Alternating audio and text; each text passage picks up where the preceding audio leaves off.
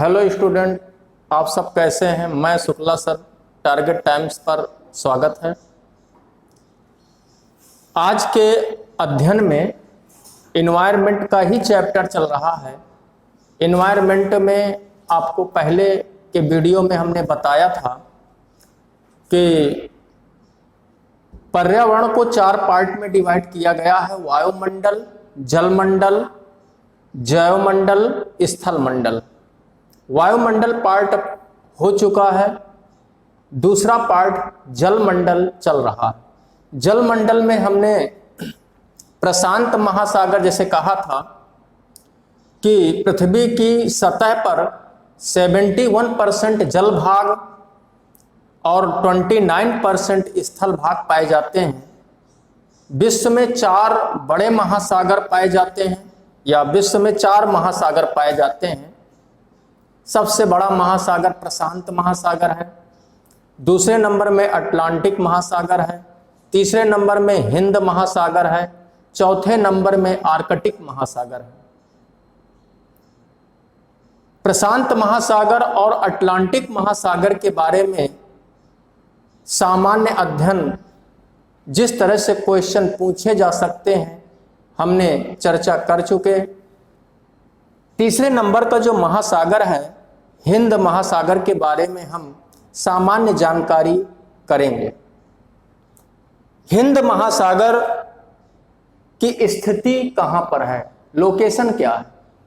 हिंद महासागर के पूर्वी भाग में ऑस्ट्रेलिया महाद्वीप है। यहां पर आप मैप में देख सकते हैं, यह हिंद महासागर है।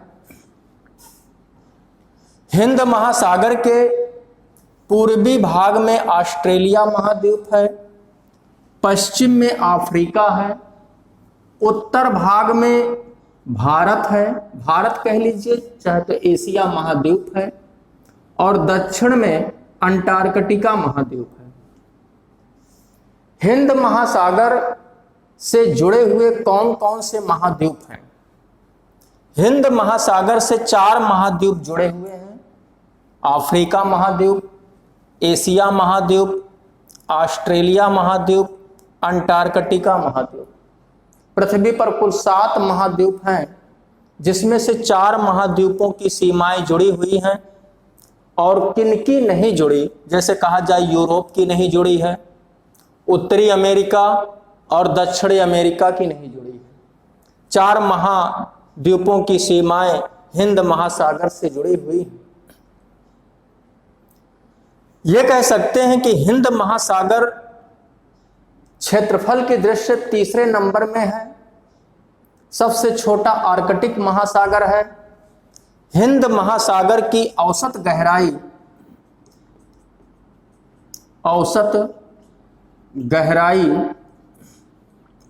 3800 मीटर है। 3800 मीटर है, जिसमें सबसे गहरी गर्त हम बता चुके हैं कि हिंद महासागर में कुल 6 गर्तें पाई जाती हैं, जिसमें सबसे गहरी गर्त सुंडा गर्त है। तो सबसे गहरी हिंद महासागर की सबसे गहरी गर्त सुंडा गर्त है। क्वेश्चन जैसे पूछा जाए कि हिंद महासागर की सबसे गहरी गर्त कौन सी है, तो सुंडा गर्त है।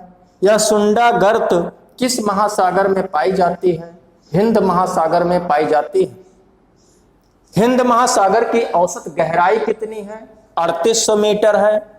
हिंद महासागर का अगर हम आकार देखें तो ये चतुर्भुज आकार का है। देखिए इस तरह से ये चतुर्भुज आकार का महासागर है, इसलिए हिंद महासागर को चतुर्भुज आकार का कहा जाता है।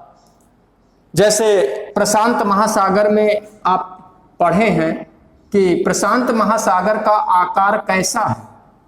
त्रिभुजाकार है, त्रिभुज के आकार का है। अटलांटिक महासागर का आकार कैसा है?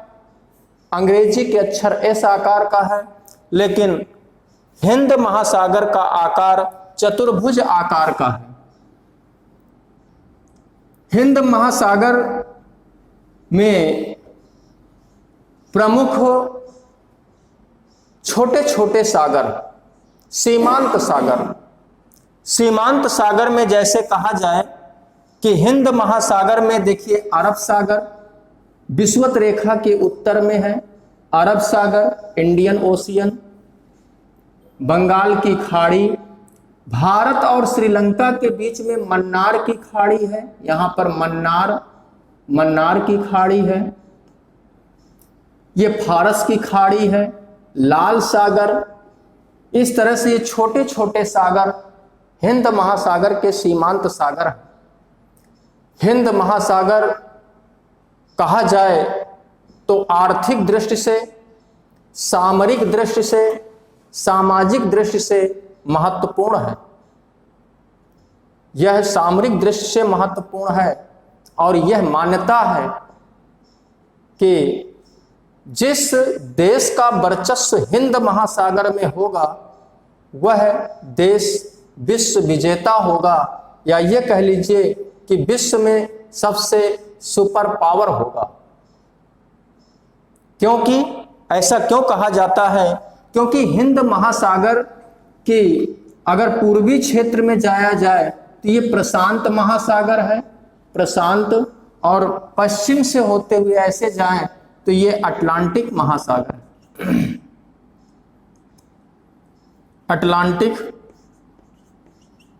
अटलांटिक महासागर है, यानी कि हिंद महासागर की सीमा प्रशांत महासागर और अटलांटिक महासागर से जुड़ी हुई है।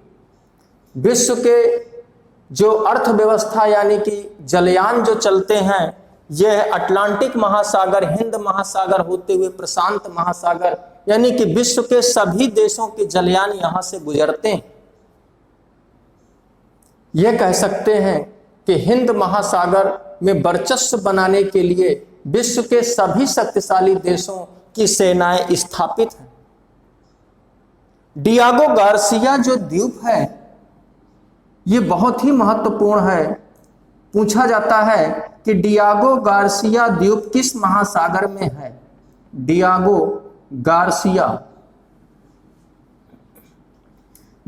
गार्सिया द्वीप हिंद महासागर के मध्य में है। यहां पर यूएसए की सेना स्थापित है। सबसे पहले यूएसए ने अपनी सेना को यहां स्थापित किया था। यूएसए के अलावा भी यहां ब्रिटेन, मतलब अन्य द्वीपों में, यानी कह सकते हैं हिंद महासागर में बहुत सारे देशों की सेनाएं स्थापित है। जैसे यूएसए की डियागो गार्सिया में हो गई, ब्रिटेन की सेना, फ्रांस, जर्मनी, रूस, चाइना, भारत, ये सभी देशों की सेनाएं स्थापित हैं। ये कह सकते हैं, ये भी मान्यता थी कि अगर तीसरा विश्व युद्ध होता तो विश्व युद्ध का अखाड़ा हिंद महासागर ही बनता। इसलिए सामरिक दृष्टि से बहुत ही महत्वपूर्ण है। आर्थिक दृष्टि से सभी विश्व के जलयान यहीं से गुजरते हैं, तो इसलिए आर्थिक दृष्टि से भी महत्वपूर्ण है। हिंद महासागर के बारे में क्वेश्चन किस तरह से पूछे जाते हैं, फिर से एक बार देख लीजिएगा। हिंद महासागर विश्व का तीसरा बड़ा सागर है। हिंद महासागर से 4 महाद्वीपों की सीमाएं जुड़ी हैं, एशिया, ऑस्ट्रेलिया, अंटार्कटिका और अफ्रीका। हिंद महासागर की औसत गहराई 3800 मीटर है। इसकी सबसे गहरी गर्त ट्रेंच सुंडा गर्त है। इस महासागर के सीमांत छोटे छोटे सागर जैसे लाल सागर है, फारस की खाड़ी है, अरब सागर, बंगाल की खाड़ी, मन्नार की खाड़ी, ये छोटे छोटे सागर जो कि विषुवत रेखा के उत्तर में है। और विषुवत रेखा के दक्षिण में ये चतुर्भुज आकार का पूरा हिंद महासागर है। हिंद महासागर का सबसे बड़ा द्वीप मेडागास्कर द्वीप है। हिंद महासागर में ये मुख्य सामान्य जानकारियां यहां इस तरह से क्वेश्चन पूछे जाते हैं। इसके अलावा जो चौथा महासागर है आर्कटिक महासागर, आर्कटिक महासागर, आर्कटिक महासागर जो कि पृथ्वी के उत्तरी ध्रुव पर स्थित है। उत्तरी ध्रुव, आर्कटिक महासागर उत्तरी ध्रुव पर स्थित है, जबकि दक्षिणी ध्रुव में अंटार्कटिका महाद्वीप है। आर्कटिक महासागर उत्तरी ध्रुव में तापमान कम होने के कारण महासागर की ऊपरी परत बर्फ से ढकी होती है, इसलिए इस महासागर को श्वेत महासागर भी कहते हैं। जिस तरह से दक्षिणी ध्रुव में अंटार्कटिका महाद्वीप में कम तापमान होने के कारण ऊपर पूरा बर्फ से आच्छादित महाद्वीप है, इसलिए अंटार्कटिका महाद्वीप को भी श्वेत महाद्वीप कहा जाता है। आर्कटिक महासागर में अनुसंधान केंद्र, रिसर्च सेंटर भी है। भारत का अनुसंधान केंद्र आर्कटिक महासागर में, जिसे हिमाद्री कहते हैं, तो आर्कटिक महासागर में भारतीय अनुसंधान केंद्र जिसका नाम है हिमाद्री अनुसंधान केंद्र आर्कटिक महासागर में स्थित है, जो कि पृथ्वी के उत्तरी ध्रुव में स्थित है, और जो कि भारत के तीन अनुसंधान केंद्र अंटार्कटिका महाद्वीप में हैं। तो जैसे हम ये कहें कि अंटार्कटिका महाद्वीप,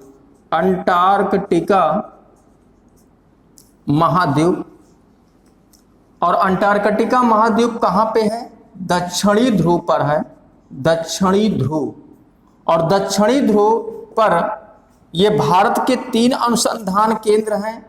पहला अनुसंधान केंद्र दक्षिण गंगोत्री, दूसरा अनुसंधान केंद्र है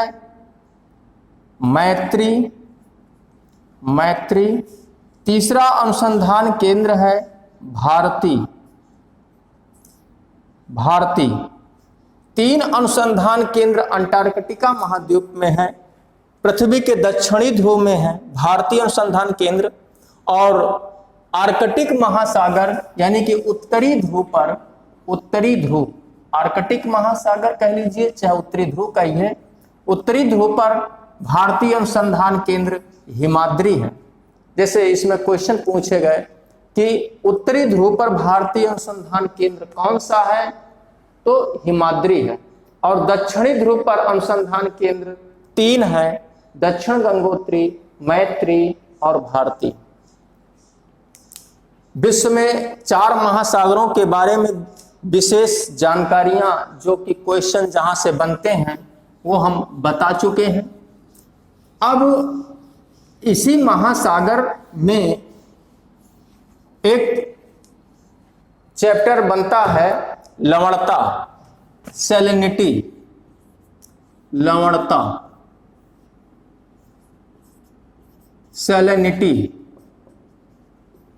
लवणता किसे कहते हैं? जो कि पानी में खारापन होता है। लवणता डिटमर महोदय ने महासागरों में 47 प्रकार के लवण तत्वों का पता लगाया, और ये जो लवण तत्व हैं, खनिज तत्व हैं, यह पृथ्वी की सतह की चट्टानों से घुल करके समुद्र के पानी में घुलते हैं। अब इनके स्रोत कैसे महासागरों के पानी में जाते हैं? जहां पर महासागर भरे हुए हैं, तो पृथ्वी के सतह पर महासागर भरे हैं, तो समुद्र की तलहटी जो कि कृष्ठ भाग है, उसी से लवणता का स्रोत बनता है।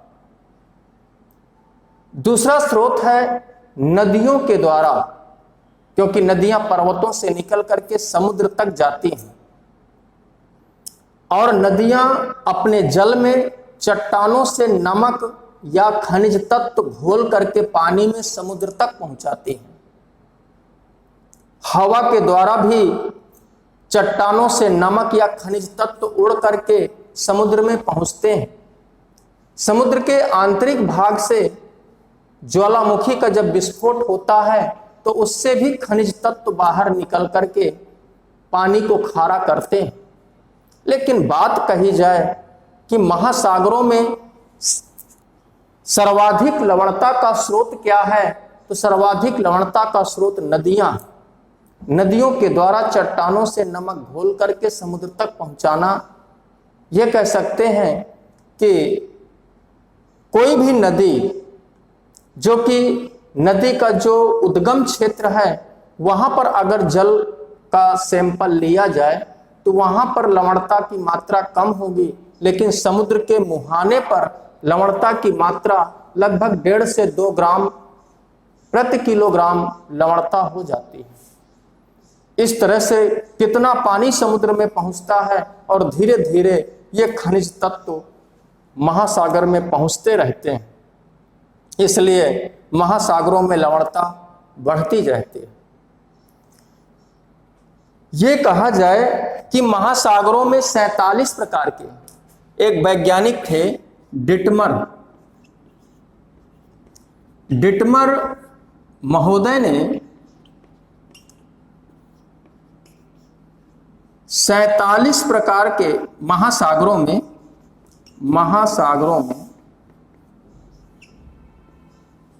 47 प्रकार के लवण तत्व का पता लगाया। लवण तत्व का पता लगाया।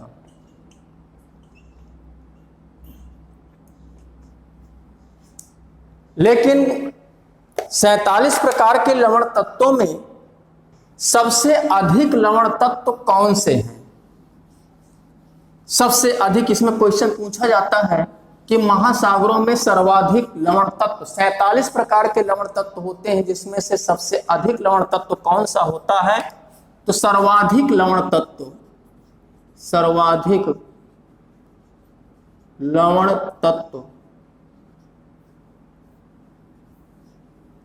पहला है सोडियम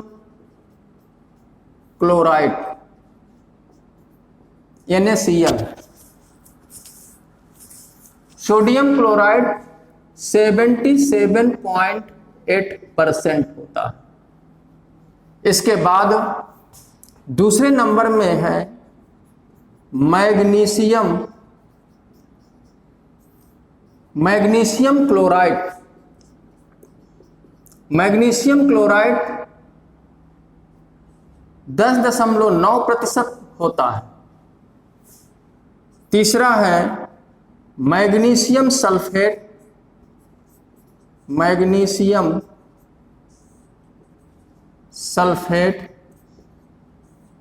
4.7% होता है मैग्नीशियम सल्फेट। फिर मैग्नीशियम फास्फेट 3.6%। मैग्नीशियम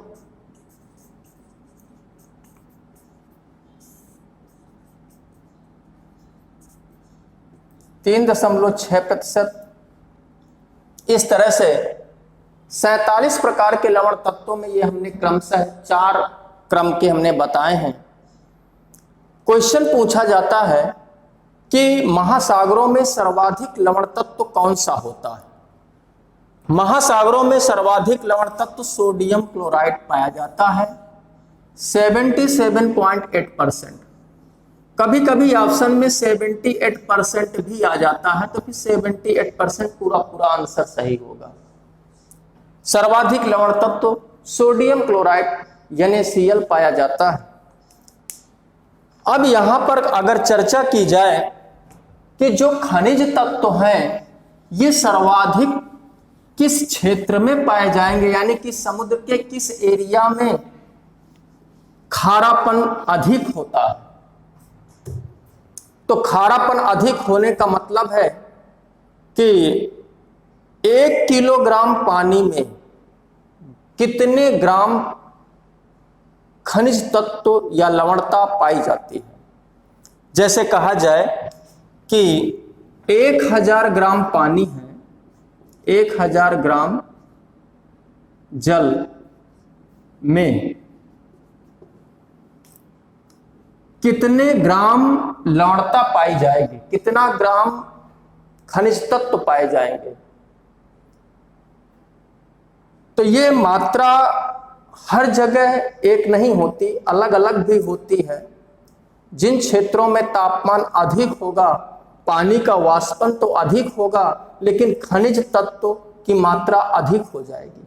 यानी कि जिन क्षेत्रों में तापमान अधिक होगा वहां पर लवणता अधिक होगी, पानी में खारापन अधिक होगा।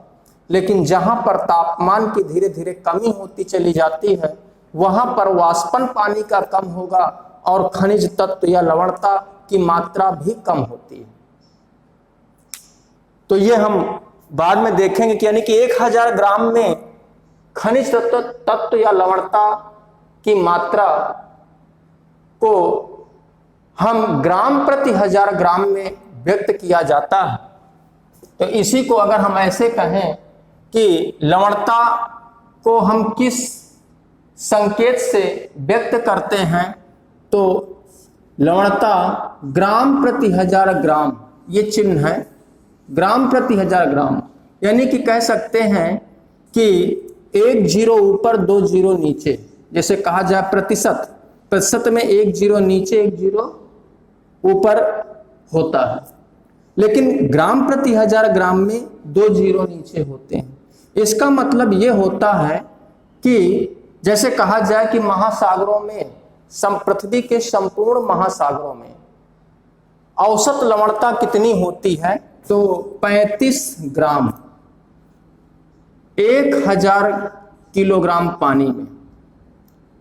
यानी कि 1000 में 35 ग्राम पानी होता है, 35 ग्राम नमक होता है।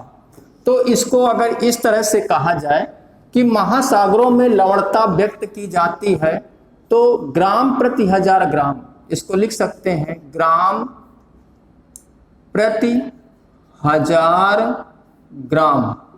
यानी कि 1000 ग्राम पानी, यानी कि 1 किलोग्राम पानी, 1000 ग्राम पानी में कितने ग्राम सैलिनिटी पाई जाती है, तो इसको इस चिन्ह से व्यक्त किया जाता है। इसे ग्राम प्रति 1000 ग्राम कहते हैं। अब यहां पर क्वेश्चन कहा जाए कि महासागरों में औसत लवणता एवरेज सैलिनिटी होती है, तो 35 ग्राम प्रति 1000 ग्राम पाई जाती है। तो इसको ग्राम प्रति 1000 ग्राम, या इस तरह से हम लिख दें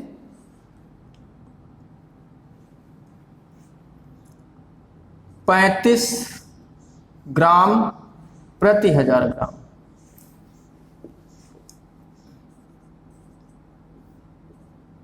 इस तरह से भी हम लिख सकते हैं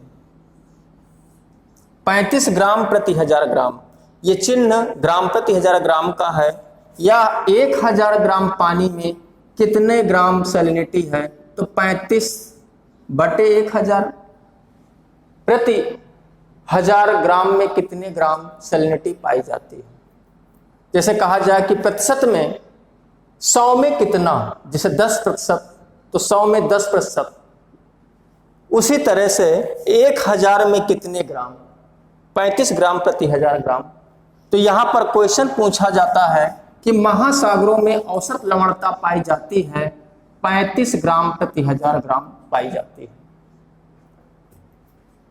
महासागरों में सर्वाधिक लवणता कहां पर होती है?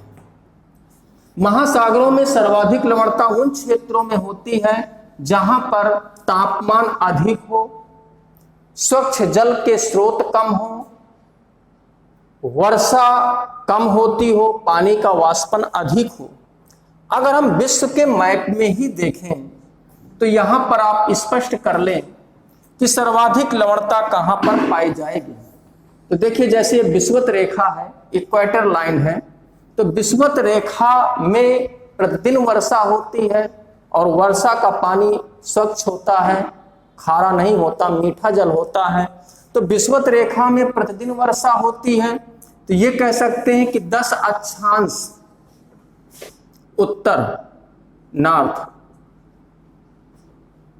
और 10 अक्षांश दक्षिण साउथ, इस एरिया में लवणता कम होगी, लेकिन 10 अक्षांश से 20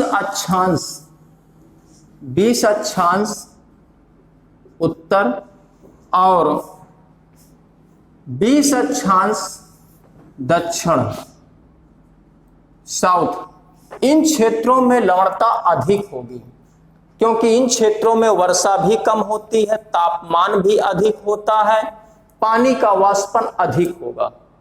जैसे इसके अंतर्गत देखा जाए तो कौन कौन से सागर आ जाएंगे, जैसे देखा जाए तो लाल सागर आ जाएगा, फारस की खाड़ी है, इधर अरब सागर है, बंगाल की खाड़ी है, मन्नार की खाड़ी है, इधर ये आप देखेंगे तो मैक्सिको की खाड़ी आ जाएगी। तो ये जितने क्षेत्र आते हैं यहां पर लवणता अधिक होगी, क्योंकि ये तापमान अधिक होता है, तापमान अधिक होने से पानी का वाष्पन अधिक होता है, लेकिन वर्षा कम होती है, स्वच्छ जल के स्रोत कम होते हैं, जिससे पानी के वाष्पन अधिक होने से मात्रा सैलिनिटी की अधिक हो जाएगी और पानी अधिक खारा होगा।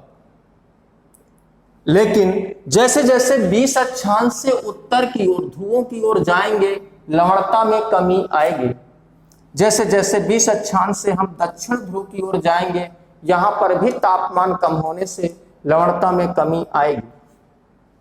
लेकिन यहां पर अगर हम देखें कि जो महासागर हैं या महासागरों से जुड़े हुए छोटे छोटे सागर हैं, उनकी अपेक्षा अगर कोई लैंडलॉक लेक हैं, स्थलबद्ध झीलें हैं, 10 से 20 अक्षांश के ही अंदर क्षेत्र में अगर स्थलबद्ध झीलें हैं, वहां पर लवणता और ज्यादा होगी, क्योंकि पानी का वाष्पन तो अधिक होगा और पानी के वाष्पन के साथ स्वच्छ जल कम मिलेगा, जिससे लवणता अधिक होगी। यहां पर क्वेश्चन जैसे पूछा जाए कि विश्व में सर्वाधिक लवणता वाली झील कौन सी है, तो इसी के क्षेत्र में अगर हम देखें तो जो सर्वाधिक लवणता वाली झील वान झील है, जो कि टर्की में है, टर्की। तो यहां पर क्वेश्चन पूछा जाता है विश्व की सर्वाधिक लवणता वाली झीलें कई, विश्व की सर्वाधिक लवणता वाली झीलें, पहली झील है वान झील ये टर्की में है और इसमें जो लवणता की मात्रा है, सैलिनिटी की मात्रा है 330 ग्राम प्रति 1000 ग्राम लवणता पाई जाती है। 330 ग्राम प्रति 1000 ग्राम लवणता पाई जाती है। दूसरे नंबर की झील है मृत सागर,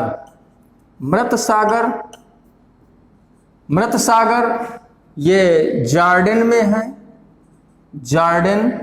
इसमें 240 ग्राम प्रति 1000 ग्राम लवणता पाई जाती है। तीसरे नंबर की ग्रेट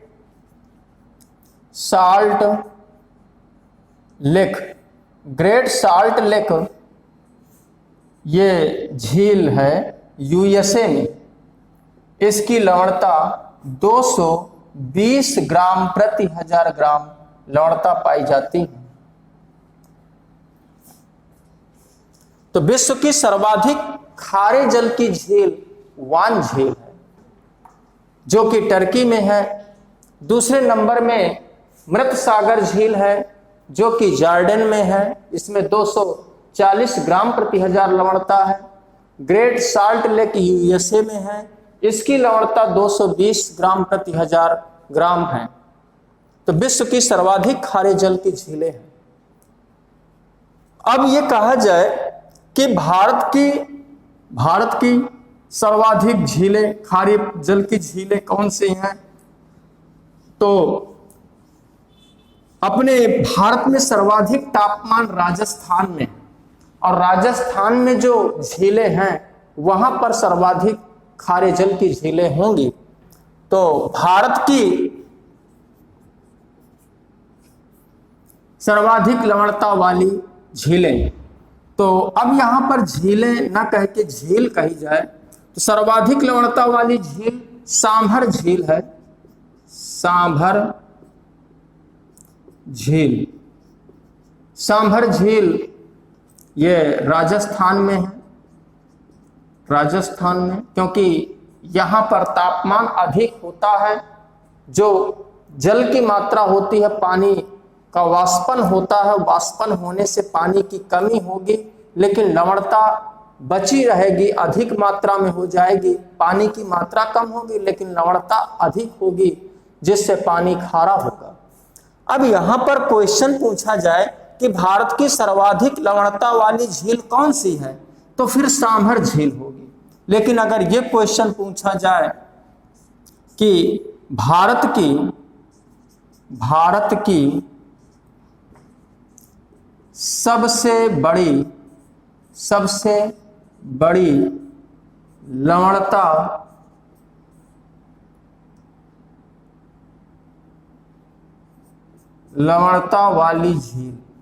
सबसे बड़ी लवणता वाली झील कौन सी है, तो फिर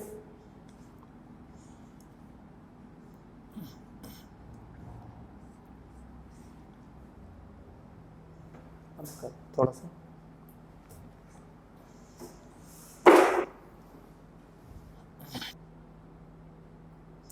भारत की सबसे बड़ी लवणता वाली झील चिल्का झील है। चिल्का झील उड़ीसा में है, उड़ीसा में। अब यहां दो तरह से क्वेश्चन पूछे जा सकते हैं। अगर यह कहा जाए कि भारत की सबसे सर्वाधिक लवणता वाली या सबसे खारे जल की झील कौन सी है, अगर ऑप्शन में सांभर झील भी है, चिल्का झील भी है, तो फिर सबसे अधिक खारे जल की झील, सर्वाधिक लवणता वाली झील सांभर झील होगी।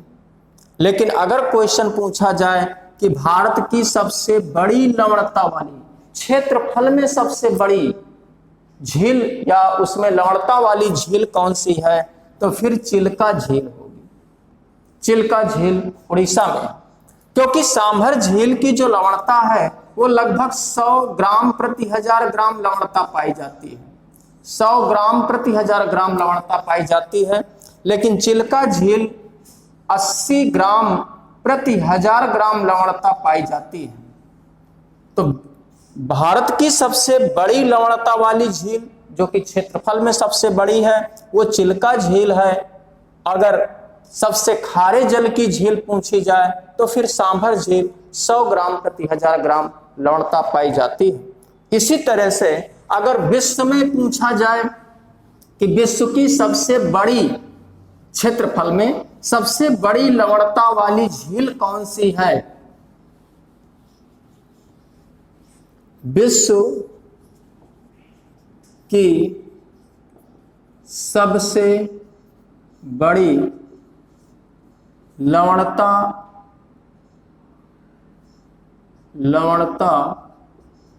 वाली झील, तो विश्व की सबसे बड़ी है, यानी कि क्षेत्रफल में सबसे बड़ी लवणता वाली झील कौन सी है, कैस्पियन सागर।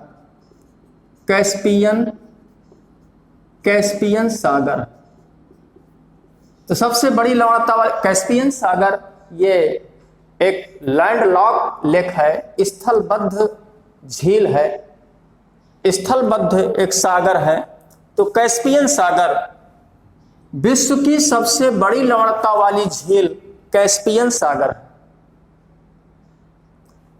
और अगर इसी तरह से ये क्वेश्चन बने कि विश्व की सर्वाधिक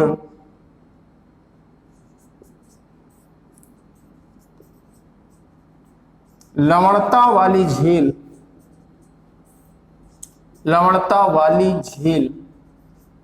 कौन सी है, तो फिर आपको पता है कौन सी झील है, वान झील है। वान झील टर्की में। अब क्वेश्चन भारत में पूछा जाए या विश्व में, विश्व की सबसे बड़ी लवणता वाली झील तो फिर कहेंगे कैस्पियन सागर है। विश्व की सर्वाधिक लवणता वाली झील वान झील। उसी तरह से भारत में भारत की सबसे बड़ी लवणता वाली झील चिल्का झील है और भारत की सर्वाधिक लवणता वाली झील सांभर झील है।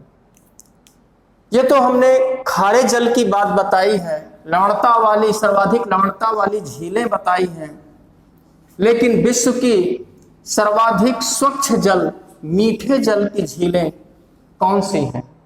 तो कहा जाए अगले क्वेश्चन में विश्व की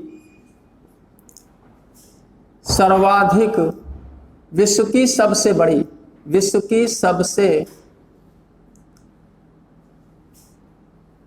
बड़ी स्वच्छ जल का मतलब मीठे जल जो कि पीने योग्य पानी है। तो विश्व की सबसे बड़ी स्वच्छ जल की झील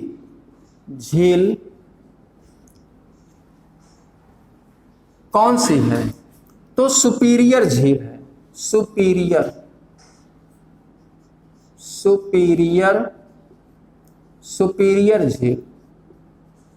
सुपीरियर झील ये यूएसए में है। यूएसए में। तो विश्व की सबसे बड़ी स्वच्छ जल की झील सुपीरियर झील या ग्रेट सुपीरियर झील ये यूएसए, हालांकि यूएसए कामा कनाडा दोनों देशों की सीमा पर है। यूएसए और कनाडा दोनों सीमा में है, सुपीरियर झील है। इसी तरह से अगर क्वेश्चन पूछा जाए कि भारत की सबसे बड़ी स्वच्छ जल की झील, स्वच्छ जल की झील, भारत में सबसे बड़ी स्वच्छ जल की झील कौन सी है? तो वुलर झील है। वुलर झील कहाँ पर है? तो जम्मू कश्मीर। और जम्मू कश्मीर में ये स्वच्छ जल की झील इसलिए है कि जो वुलर झील है ये झेलम नदी पर है। झेलम नदी पर क्योंकि जो झेलम नदी प्रवाहित होती है तो झेलम नदी के बीच में ही ये झील है, क्योंकि झेलम नदी का पानी वुलर झील में आता है और फिर वुलर झील से पानी फिर आगे बढ़ता है, इसलिए इसका पानी और ये सबसे बड़ी झील है और स्वच्छ जल की झील है। तो यहाँ पर लवणता सैलिनिटी किसे कहते हैं कि पानी में 1000 ग्राम पानी में घुले हुए कितने ग्राम लवणता सैलिनिटी कहलाती है। महासागरों में या खारे जल में डिटमर महोदय ने 47 प्रकार के लवण तत्व के बारे में बताया। 47 प्रकार के लवण तत्व पाए जाते हैं, जिसमें सर्वाधिक लवण तत्व सोडियम क्लोराइड सबसे ज्यादा पाया जाता है, जिसे नमक यानी कि NaCl, नमक समुद्री खारे जल से ही बनता है। तो यही नमक जो कि NaCl 77.8% पाया जाता है। दूसरे नंबर में जो लवण तत्व होता है sodium magnesium chloride, magnesium chloride 10.9% पाया जाता है। फिर मैग्नीशियम सल्फेट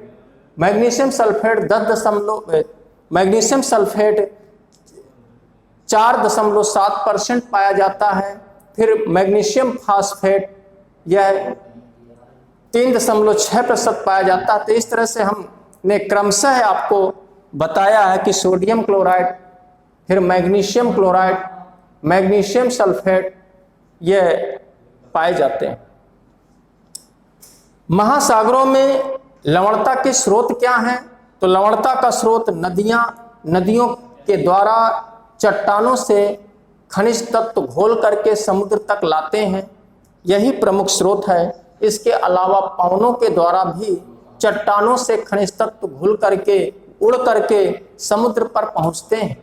अगर समुद्र की तलहटी से चट्टानों से भी नमक घुलता है, अगर महासागरों के अंदर ज्वालामुखी का विस्फोट होता है, उससे भी लवणता का स्रोत बनता है। महासागरों में जो लवणता है, सैलिनिटी है, सबसे अधिक 10 से 20 अक्षांशों के मध्य उत्तरी एवं दक्षिणी गोलार्ध के मध्य पाई जाती है, क्योंकि यहाँ पर तापमान अधिक होता है। तापमान अधिक होने से पानी का वाष्पन अधिक होता है, लेकिन स्वच्छ जल की पूर्ति नहीं हो पाती है, इसलिए इन क्षेत्रों में लवणता अधिक पाई जाती है। विश्व की सर्वाधिक खारे जल की जो झीलें होती हैं, स्थलबद्ध झीलें होती हैं। स्थलबद्ध झीलें क्योंकि वहां पर तापमान अधिक होने से पानी का वाष्पन हो जाता है, पानी की मात्रा में कमी होती है, स्वच्छ जल की पूर्ति नहीं हो पाती है, जिससे नमक की मात्रा या जो सैलिनिटी तत्व हैं, लवणता वाले तत्व हैं, उनकी मात्रा बढ़ जाती है। सर्वाधिक लवणता वाली झील वान झील है, जो कि टर्की में है। इसमें 330 ग्राम प्रति 1000 ग्राम लवणता है, यानी कि 1 किलोग्राम पानी में 330 ग्राम नमक की मात्रा होती है, खनिज तत्व की मात्रा होती है। इसके बाद दूसरे नंबर में मृत सागर झील है। मृत सागर झील जो कि जॉर्डन में है, यहां पर 240 ग्राम प्रति 1000 लवणता पाई जाती है। फिर तीसरे नंबर में ग्रेट साल्ट लेक यूएसए में 220 ग्राम प्रति 1000 लवणता पाई जाती है। क्वेश्चन पूछा जाए कि विश्व में सर्वाधिक लवणता वाली झील कौन सी है, तो वान झील है। लेकिन क्वेश्चन पूछा जाए कि विश्व की सबसे बड़ी लवणता वाली झील कौन सी है, तो कैस्पियन सागर है, कैस्पियन सागर। उसी तरह से भारत की सबसे खारे जल की झील या सर्वाधिक लवणता वाली झील सांभर झील है, और भारत की सबसे बड़ी लवणता वाली झील चिल्का झील उड़ीसा में। तो इस तरह से लवणता के बारे में क्वेश्चन पूछे जाते हैं। इसके अगले चैप्टर में, जैसे इसी में महासागरों में ही आपका है, जैसे लवणता जो कि इन्वायरमेंट में लवणता सैलिनिटी से क्वेश्चन पूछे जाते हैं। महासागरों में प्रवाल भित्तियां, कोरल रीफ क्या है, प्रवाल भित्तियों से क्वेश्चन पूछे जाते हैं। ज्वार भाटा भी महासागरों से ही संबंधित है, यहां से भी क्वेश्चन पूछे जाते हैं। इसके अलावा अगर महासागरों में जलधाराएं और जल संधियां, ये भी हम चर्चा करेंगे, यहां से भी हम क्वेश्चन बनाएंगे। तो अगला चैप्टर होगा आपका प्रवाल भित्तियां, कोरल रीफ। आज के वीडियो में यहीं तक है। इसके अगले क्रम में प्रवाल भित्तियां हम लेकर के चैप्टर चलेंगे, वहां से महत्वपूर्ण क्वेश्चन जिस तरह से बनते होंगे हम चर्चा करेंगे। आज यहीं तक है। जय हिंद।